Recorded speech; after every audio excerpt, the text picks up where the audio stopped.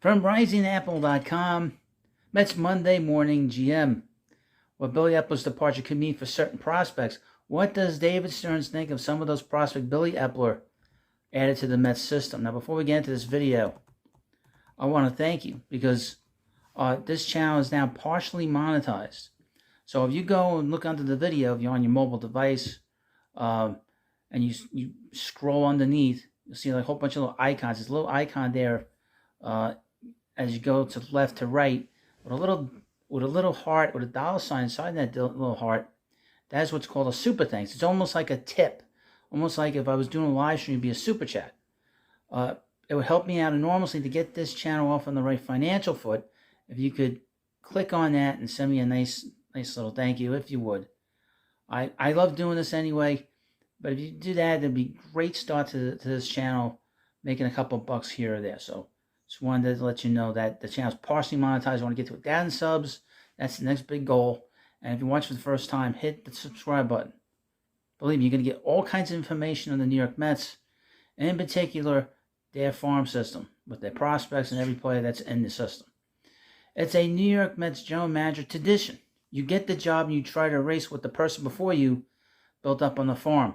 Pattern started when Brodie Van Wagenen took over. Without fail, he continually subtracted players drafted by the previous regime, which was the Sandy Alderson regime, while holding on to his own. It could have gone unnoticed until the same thing happened under Zach Scott. Van Wagenen eliminated countless prospects from the Mets farm system, with Scott's biggest being Pete Crow Armstrong and the ill-fated Javier Baez deal.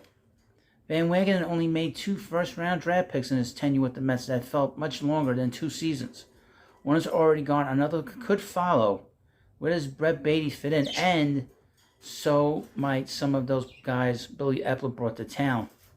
The Mets farm system is more than just their own guys. At this year's trade deadline, Epler added some of his former draft picks from the Los Angeles Angels. Coleman Crow was one of the 2 pitchers the Mets acquired from the Angels in the June trade of Eduardo Escobar. Jeremiah Jackson, another former draft pick of Epler's, came via the Dominic Leone trade. Billy Epler's fingerprints are all over the Mets farm system, even though trades in there could be casualties.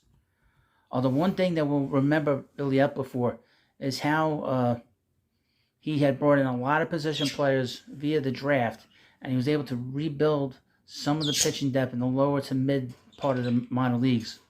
Epler will no longer be there behind closed doors to tell anyone why Crow, Jackson, or even any of his other draft picks are worth keeping. Kevin Parada already looked like he was drafted to eventually get traded. Any of the number of notable prospects the Mets have that were made possible by Epler may not fit in as well into what Stearns and the next GM have planned. Change is good for the Mets, but stability is something they've lacked. Under Steve Cohen, they've about to have their 3rd manager. The general manager seat has changed plenty as well. From Jared Porter to Scott to Epler, the Mets are keeping the local nameplate store in business with all the change. Interestingly, Epler may have done his best work at the 23 trade deadline with the help of Cohen's money. Compared to what he did at the previous trade deadline when the Mets were actually buying, he seemed to set them up much better for a future run than he did in 2022 for an ongoing one. The ongoing investigation into Epler's handling of the injured list will have some factor into how we remember him. However, it's 2 very different trade deadlines that'll stand out the most. How much and how quickly will Stearns and company try to make us forget all about him? It should come down to what they think of the players and not the man who made them Mets.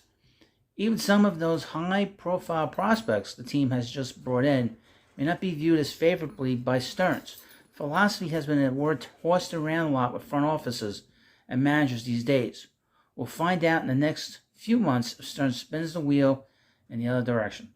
So if you're watching this channel for the first time, what I do is I find information on all these Mets prospects, and it could be the best prospect, which is people say is Luis Angel Acuna, to the last guy on, say, the Brooklyn Cyclones. It's the 25th man. I will do a video on those guys. So if you want to know everything you can find out about the Mets farm system, hit that subscribe button. And if you like what I do, you like what I've done on the other channels, on the Baseball HUD, the Baseball HUD 2, and you want to send me a little thank you, send me a little super thanks here. It's a little tip basically before you go. And again, I can't thank you enough. This has meant a lot to me and my family. It's really the money that I've made, the income I've made on the side here on YouTube has been an enormous plus for me and what I'm trying to do here. So we will have live streams at some point. I don't know when, but we're going to have live streams, and that'll be a lot of fun going through these minor league teams and these minor league players. So thank you for coming by. Please subscribe to the Prospect Hut. Thank you for the time that you've given me to talk about all the stuff that I love with the New York Mets, and I'll see you later.